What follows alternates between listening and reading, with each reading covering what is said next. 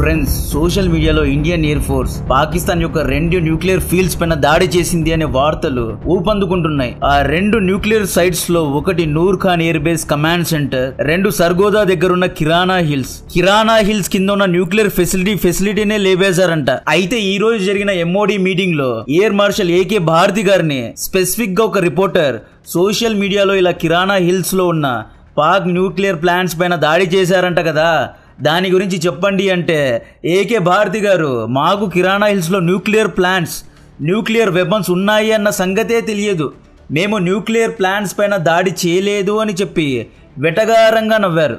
ఇక్కడే నాకు అనుమానాలు వచ్చాయి.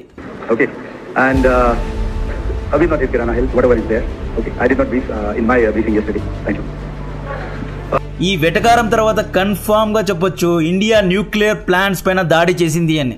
నా దగ్గర స్పెసిఫిక్ ఆధారాలు లేవు, కానీ కొన్ని ఆధారాలు ఉన్నాయి. సిరీస్ ఆఫ్ ఈవెంట్స్ గురించి రీసెర్చ్ చేస్తే ఎన్నో విషయాలు తెలిసాయి. నేను సేకరించిన ప్రూఫ్స్ మీ ముందు పెడతా, మీరు కూడా దీని గురించి రీసెర్చ్ చేయండి. మేబీ నేను కంప్లీట్గా రాంగ్ అవ్వచ్చు, లేదా కంప్లీట్గా రైట్ అవ్వచ్చు. ఫ్రెండ్స్, ఇవన్నీ కాదు, కిరానా హిల్స్ కింద పాక్ న్యూక్లియర్ ఫెసిలిటీ ఉంది, న్యూక్లియర్ వెపన్స్ ఉంది అని చాలా మందికి తెలుసు. జస్ట్ చాట్ జీపీటీలో where are Pakistani nuclear weapons అని టైప్ చేస్తే 5th ప్లేస్లో కిరానా హిల్స్ ఉంది అని చాట్ జీపీటీనే చెప్తోంది, గూగుల్ చెప్తోంది. ఒక బేసిక్ నాలెడ్జ్ ఉన్న వ్యక్తికి కిరానా హిల్స్లో పాకిస్తాన్ అణు ఆయుధాలను పెట్టింది అనే విషయం తెలుసు. ద లెజెండరీ ఆపరేషన్ సింధూర్ను లీడ్ చేసిన మ్యాన్ ఆఫ్ ద మ్యాచ్ అయిన ఎయిర్ మార్షల్ ఏకే భారతి గారికి అక్కడ న్యూక్లియర్ ఫెసిలిటీ ఉన్న విషయం తెలియదా? ఇది ఎలా ఉంది అంటే మ్యాథమెటికల్ ప్రొఫెసర్కు A+B² ఫార్ములా తెలియదు అన్నట్లుంది. ఏకే భారతి గారు నిన్న కూడా F-16 JF-17 పైన దాడి చేశాము అని అమెరికన్ చైనీస్ ఎయిర్ క్రాఫ్ట్స్ యొక్క పేర్లు చెప్పి ఈయన బ్రీఫింగ్ ఇవ్వలేదు. సో ఈయన ఎందుకో ఇష్యూను ఇంకా ఎస్కలేట్ చేయకూడదు అనే ఉద్దేశంతో బయటకు చెప్పడం లేదు. కానీ డెఫినెట్గా ఇండియన్ ఎయిర్ ఫోర్స్ న్యూక్లియర్ సైట్ను కుంభస్థలాన్నే కొట్టింది. Indian Air force Pakistan nuclear plants పైన దాడి చేసిన తర్వాతే పాకిస్తాన్ భయపడి ప్రపంచం ముందుకు వెళ్ళి మమ్మల్ని కాపాడని వేడుకుంది. ఎందుకంత రేంజ్లో అడుక్కు తింటోంది? పాకిస్తాన్ శక్తి న్యూక్లియర్ వెపన్స్ కదా. పాకిస్తాన్కు అంత ధైర్యం ఉంటే అణు ఆయుధాలను ప్రయోగించవచ్చు కదా. అబ్దుల్, గౌరీ, గజని ఏవేవో ఉన్నాయి కదా, అవన్నీ ఎక్కువ పెట్టచ్చు కదా. ఎందుకు ఎక్కువ పెట్టలేదు? భయపడిందా? ఎస్, ఇక్కడే ఎన్నో క్వశ్చన్స్ ఉన్నాయి. పాకిస్తాన్ ముందు నుండి చెబుతూ వస్తోంది, మా దగ్గర న్యూక్లియర్ వెపన్స్ ఉన్నాయి, మేము ఎప్పుడైనా దాడి చేస్తాం, ఎక్కడైనా దాడి చేస్తాం, ఇండియాలో ఒకటే కాదు వేరే దేశాలపైన కూడా దాడి చేస్తామని పాకిస్తాన్ బెదిరిస్తూ వస్తూ ఉంది. సో ఇండియన్ ఆర్మీ పాకిస్తాన్ని కుంటిది గుడ్డిది చేసేసింది. గుడ్డిది ఎలా అంటే పాకిస్తాన్ యొక్క ఎయిర్ డిఫెన్స్ను ధ్వంసం చేసి పాకిస్తాన్ను గుడ్డిది చేసింది. పాకిస్తాన్ యొక్క న్యూక్లియర్ ప్లాంట్స్ను అండ్ ఫైటర్ జెట్స్ యొక్క రన్వేస్ను, నూర్ ఖాన్లో ఉన్న కమాండ్ బేస్ను ధ్వంసం చేసి పాకిస్తాన్ను కుంటిది చేసేసింది. I'm very sorry, specially abled పీపుల్ను నేను కించపరుస్తూ ఇక్కడ మాట్లాడడం లేదు, జస్ట్ ఈ సినారియోకి ఎక్స్ప్లెయిన్ చేస్తున్నా. I'm very sorry for that. ఒకవేళ నేను సేకరించిన ఆధారాలు తప్పైతే మీరు కమెంట్ చేయొచ్చు, ఇది తప్పు అని చెప్పొచ్చు. కన్స్ట్రక్టివ్గా క్రిటిసైజ్ చేయండి, మీ పాయింట్స్ కూడా ముందు పెట్టండి, నేను మీకు రిప్లై ఇవ్వడానికి ట్రై చేస్తా. ఈ కిరానా హిల్స్ మిస్టరీ గురించిన టైమ్ లైన్స్ తో సహా సిరీస్ ఆఫ్ డీటెయిల్స్ ను ఎక్స్ప్లెయిన్ చేస్తా. ఫస్ట్ ఆఫ్ ఆల్, ఈ కిరానా హిల్స్ దాడి యొక్క టైమ్ లైన్స్ ను చూసుకుంటే May 10th రోజు ఇండియన్ ఆర్మీ 11 మిలిటరీ బేసెస్ పైన దాడి చేసింది. ఈ 11 మిలిటరీ బేసెస్ యొక్క పేర్లు ఇక్కడ చూడొచ్చు. ఈ దాడి తర్వాత ఇండియన్ ఆర్మీ అప్పర్ హ్యాండ్ లో ఉంది, సింహం నోట్లో మాంసం ఉంది. కానీ మధ్యలోనే సడన్ గా సింహం తన మాంసాన్ని ఉంసేసింది. ఎందుకని అందరూ కన్ఫ్యూజ్ అయ్యారు.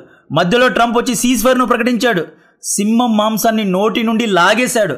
భారతీయులందరూ ఫ్రస్ట్రేట్ అయిపోయారు. నాకు నిజంగా మెంటల్ లేసిందండి. 3 రోజులు నిద్ర మానేసి పడుకోకుండా ఆపరేషన్ మొత్తాన్ని ఫాలో అవుతుంటే ఇండియన్ ఆర్మీ గెలుస్తుంటే మధ్యలో ట్రంప్ దూరి సీజ్ ఫైర్ ను ప్రకటించాడు. ఇంకొంచెం వెయిట్ చేసి ఉంటే పాకిస్తాన్ ఇంకా దిగజారిపోయేది అనుకున్నాం. ట్రంప్ ఎందుకు వచ్చాడు, సీజ్ ఫైర్ ఎందుకు చేశాడు అని ఎవ్వరికీ అర్థం కాలేదు, అది కూడా సడన్ గా. ఈ సీజ్ ఫైర్ ఇంత సడన్ గా జరగడానికి కారణం ఇండియన్ ఎయిర్ ఫోర్స్ ఆ 11 మిలిటరీ బేసెస్ లో ఒక భయంకరమైన దాడి చేసింది. నాకు తెలిసిన ఆధారాలు స్టెప్ బై స్టెప్ పాయింట్ వైజ్గా విత్ ఫొటోస్ చూపిస్తా చూడండి. కిరానా హిల్స్ అనేది సర్గోదా ఎయిర్ బేస్ నుండి 10 కిలోమీటర్స్ దూరంలో ఉంది. ఈ సర్గోదా ఎయిర్ బేస్లో F-16 9th స్క్వాడ్రన్ వంటి యుద్ధ విమానాలు కూడా ఉన్నాయి. యాక్చువల్లీ ఎవరైనా కిరాణా హిల్స్ పైన దాడి చేస్తే సర్గోదా ఎయిర్ బేస్ నుండి ఫైటర్ జెట్స్ ఇంటర్ఫియర్ అవుతాయి అన్నమాట.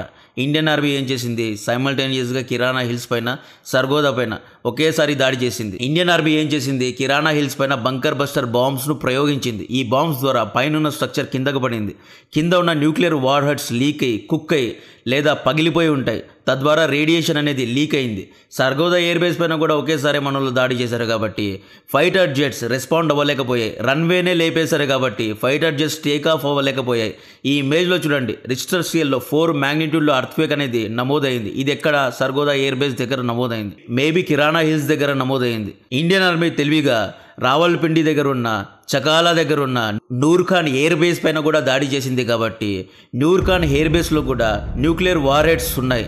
అక్కడ నాసా థర్మల్ హీట్ సిగ్నేచర్ను నమోదు చేసింది. కావాలంటే ఈ ఫోటోను చూడండి.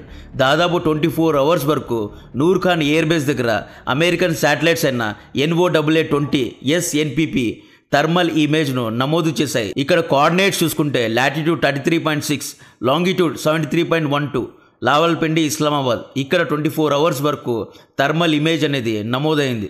ఇండియన్ ఆర్మీ నూర్ఖాన్లో ఉన్న nuclear command control and centre పైన దాడి చేసింది కాబట్టి అక్కడ లో లెవెల్లో న్యూక్లియర్ రేడియేషన్ నమోదైంది. ఇండియన్ ఎయిర్ ఫోర్స్ సైమల్టేనియస్గా జకోబా ఎయిర్ బేస్ పైన, బొలారి, చగాయ్ హిల్స్ ఇలా అన్ని చోట్ల దాడి చేశారు కాబట్టి పాకిస్తాన్ US వద్దకు వచ్చి ఇంటర్వ్యూన్ అవ్వండి, యుద్ధాన్ని ఆపండి, సీజ్ఫైర్ చేయించండి అని కోరింది. నెక్స్ట్ రోజు అంటే May 11th రోజు అమెరికా యొక్క B-350 AMS ఎయిర్ క్రాఫ్ట్ అనేది పాకిస్తాన్ ఎయిర్ స్పేస్లో కనిపించింది. మామూలుగా ఇది న్యూక్లియర్ యాక్సిడెంట్ జరిగితే మాత్రమే వస్తాయి. ఈ ఎయిర్ క్రాఫ్ట్స్ న్యూక్లియర్ రేడియేషన్ను డిటెక్ట్ చేస్తాయి, రెక్కీ చేస్తాయి. న్యూక్లియర్ యాక్సిడెంట్ జరిగితేనే ఇటువంటి ఎయిర్ క్రాఫ్ట్స్ వస్తాయి. దీని తర్వాత ఈజిప్ట్ యొక్క ప్లేన్ కూడా రావల్పిండిలో ల్యాండ్ అయింది. Egypt plane number EGY-1916. ఈ ప్లేన్ అనేది బోరాన్ షిప్మెంట్ను క్యారీ చేసింది. బోరాన్ను ఎందుకు తీసుకొచ్చారు అంటే ఈ బోరాన్ 10 అనే మెటీరియల్ న్యూట్రాన్ను అబ్జర్వ్ చేసుకుంటాయి. ఎక్కడైనా న్యూక్లియర్ లీక్ జరిగితే ఈ బోరాన్ అనేది అబ్జర్వ్ చేసుకుంటుంది కాబట్టి బోరాన్ 10ను తీసుకొచ్చారు. అది కూడా చైనా నుండి తీసుకొచ్చారు. చైనాలో రేర్ ఎర్త్ మినరల్స్ చాలా ఎక్కువగా ఉంటాయి కాబట్టి మేబీ ఈజిప్ట్ ప్లేన్ చైనాకు వెళ్ళి బోరాన్ 10ను కలెక్ట్ చేసి రావల్పిండికు తీసుకొచ్చింది. ఈ బోరాన్ 10 అనేది న్యూట్రాన్ను అబ్జర్వ్ చేస్తుంది కాబట్టి న్యూక్లియర్ రేడియేషన్ను తగ్గించడానికి ఇలా చేశారు. పాకిస్తాన్ అమెరికాకు హెల్ప్ అడుగుతోంది. ఈజిప్ట్ ప్లేన్ను పంపించి బోరాన్ 10 మెటీరియల్స్ను డంప్ చేస్తోంది. దీన్ని బట్టి ఏమర్థమవుతోంది అంటే ఇండియన్ ఎయిర్ ఫోర్స్ దాడి చేసిన తర్వాత న్యూక్లియర్ రేడియేషన్ లీక్ అనేది పెద్ద ఎత్తున జరిగింది. ప్రపంచంలో మొట్టమొదటిసారి ఒక న్యూక్లియర్ వార్హెడ్ కంట్రీ యొక్క న్యూక్లియర్ స్టోరేజ్ ఫెసిలిటీ పైన దాడి జరిగింది. సో ఇండియన్ ఆర్మీ ఇంకా ఈ ఇష్యూని ఎస్కలేట్ చేయొద్దు, ఇక్కడితో ఆపేద్దాం. ఈ న్యూక్లియర్ లీకేజ్ మొత్తాన్ని పాకిస్తాన్ సరిచేసుకొని ఇంకొకసారి దాడి చేస్తే పెద్ద లాస్ అయ్యే ప్రమాదం ఉంది, సామాన్య ప్రజలు చనిపోయే ప్రమాదం ఉంది. కాబట్టే ఇండియన్ ఆర్మీ తగ్గినట్లుంది. పాకిస్తాన్ కూడా భయపడి అమెరికా దగ్గరకు వెళ్ళింది. అమెరికా చెప్పినట్లుంటుంది, దయచేసి హ్యుమానిటేరియన్ గ్రౌండ్స్లో యుద్ధాన్ని ఆపేయండి, దాడులను ఆపేయండి, రేడియేషన్ లీక్ అనేది అబ్జర్వ్ అయింది, మీరు కొంచెం తగ్గండి, ఆ రేడియేషన్ లీక్ గురించి ఇన్వెస్టిగేషన్ చేద్దాం, ఏమైందో చూద్దాం, లేకపోతే ఇది స్ప్రెడ్ అయితే పాకిస్తానీ ప్రజల ప్రాణాలకే ప్రమాదం అంటే ఇండియన్ ఆర్మీ సీజ్ ఫైర్కు ఒప్పుకొని ఉంటుంది. సో ఈ దాడుల తర్వాత JD Vanceకు ఇన్ఫర్మేషన్ వెళ్ళింది. ఇండియన్ ఆర్మీ పాకిస్తాన్ న్యూక్లియర్ సైట్స్లో డీప్గా వెళ్ళి హిట్ చేసింది అనే ఇన్ఫర్మేషన్ ఇచ్చారు.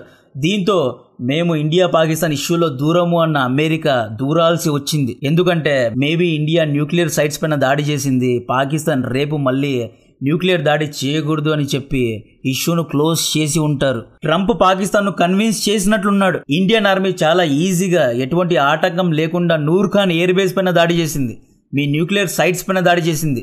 మీరు ఇక్క తగ్గకపోతే ఈ గొడవ అనేది న్యూక్లియర్ యుద్ధం వరకు వెళ్తుంది. కాబట్టి పాకిస్తాన్ నువ్వే తగ్గు, నీ దగ్గర ఎయిర్ డిఫెన్స్ లేదు, నీ దగ్గర డబ్బు లేదు, నీ దగ్గర ఏమీ లేదు, బెగ్గర్ దేశమైన నువ్వు ఇండియాతో గొడవ పడతావా? ఇండియాతో గొడవ పడితే పడ్డావు, కానీ ఇండియన్ ఆర్మీ అంత ఈజీగా నీ న్యూక్లియర్ సైట్స్ పైన దాడి చేస్తుంటే నువ్వు ఏం పీకుతున్నావు? మీది అసలు ప్రొఫెషనల్ ఆర్మీనేనా? మూసుకొని తగ్గు అని క్లియర్గా ట్రంప్ పాకిస్తాన్కు వార్నింగ్ ఇచ్చినట్లున్నాడు. డొనాల్డ్ ట్రంప్ ఈరోజు బ్రీఫింగ్లో ఏమన్నాడు, ఒకవేళ ఈ యుద్ధం కొనసాగి ఉంటే మిలియన్స్ ఆఫ్ పీపుల్, లక్షల్లో ప్రజలు చనిపోయి ఉండేవారు అని చెప్పాడు. లక్షల్లో ప్రజలు ఎప్పుడు చనిపోతారు? ఆపరేషన్ సింధూర్ వంటి బ్యాటిల్స్లో చనిపోరు, లేదా ఎయిర్ క్రాఫ్ట్స్ ద్వారా దాడులు చేసుకున్నా, లేదా మిజైల్స్ ద్వారా దాడులు చేసుకున్నా లక్షల్లో ప్రజలు చనిపోరు. ఇజ్రాయెల్ హమాస్ యుద్ధం ఎన్నేళ్ళు జరిగిందండి? దాదాపు 2 ఏళ్ళు జరిగింది. అక్కడ ఎంతమంది చనిపోయారు? మేబీ 40 నుండి 50 వేల మంది చనిపోయారు. రష్యా యుక్రెయిన్ యుద్ధంలో కూడా 10 లక్షల కంటే ఎక్కువ ప్రజలు చనిపోలేదు. కానీ ట్రంప్ ఇక్కడ క్లియర్ గా మిలియన్స్ ఆఫ్ పీపుల్ అన్నాడు. అంటే 10 లక్షల కంటే ఎక్కువ మంది చనిపోయే ప్రమాదం ఉంది అన్నాడు. ఎందుకన్నాడు? మేబీ ఈ ఇష్యూ న్యూక్లియర్ వార్ వరకు వెళ్లే అవకాశం ఉంది కాబట్టి అన్నాడు. ఇండియన్ ఆర్మీ డైరెక్ట్ గా న్యూక్లియర్ సైట్స్ నే ధ్వంసం చేసింది కాబట్టి పాకిస్తాన్ మెంటల్ గా ఏదో తప్పుడు పని చేయకూడదు అని చెప్పే ఈ డీల్ ను చేయించారు. అందుకే అంత సడన్ గా సీజ్ ఫైర్ అనేది జరిగింది. మామూలుగా సీజ్ ఫైర్ అనేది అంత ఈజీగా జరగదండి.